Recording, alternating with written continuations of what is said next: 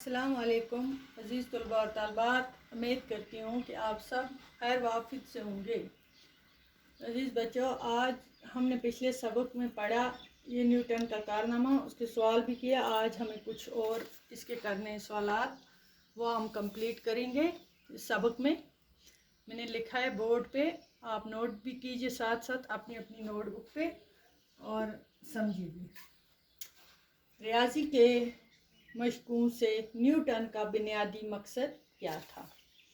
ٹھیک ہے، اس سے پہلے ہم نے یہ سائنس کی نیوٹن کا سب سے قیمتی تحفہ کیا تھا وہ ہم نے لکھا۔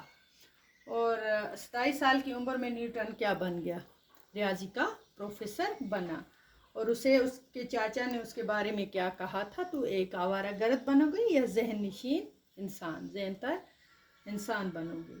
نیوٹن کہاں پیدا ہوئے، کس گاؤں میں، کس جگہ، اس کا نام وہ ہم نے لکھا۔ اس کے بعد والا جو کوشچن ہے، ریاضی کے مشقوں سے نیوٹن کا بنیادی مقصد کیا تھا؟ کیا مقصد تھا اس کا ہم نے پڑھا۔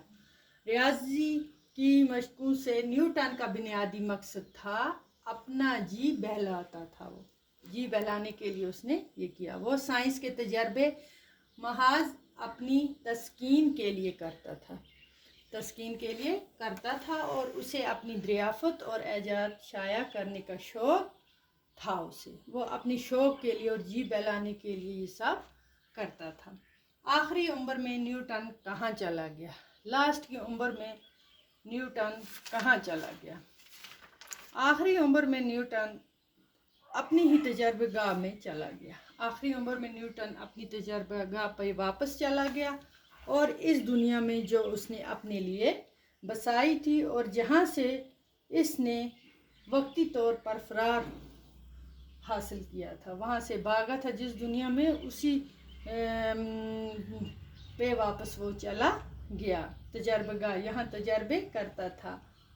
اس وقت ان کی عمر تھی 85 سال کی عمر میں وہ وفات بھی انہوں نے پائی، اس دنیا سے کوچ ہو گیا۔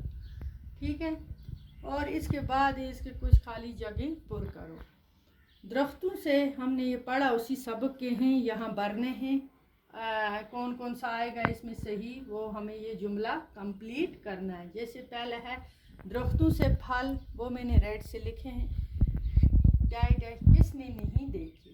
درختوں سے پھل کس نے نہیں دیکھے، درختوں سے پھل گرتے کس نے نہیں دیکھے، یہ آپ نوٹ کرو گے، گرتے۔ ماں کی دوبارہ شادی پر، جب اس کی ماں کی دوبارہ اس کے باپ کے مرنے کے بعد دوسری شادی کی، اس کی پرورش اس کی دادا نے کی۔ ٹھیک ہے، 27 سال کی عمر میں وہ ریاضی کا پروفیسر بن گیا۔ اس کا پارٹ ہے تیسرا، 27 سال کی عمر میں وہ ریاضی کا مکمل پروفیسر بن گیا۔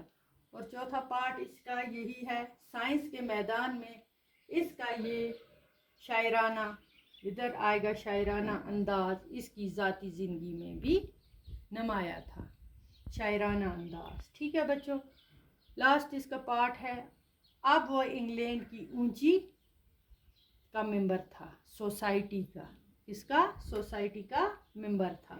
تو اس کا ہم نے فائنل پارٹ تھا ہمارا کمپلیٹ کر دیا۔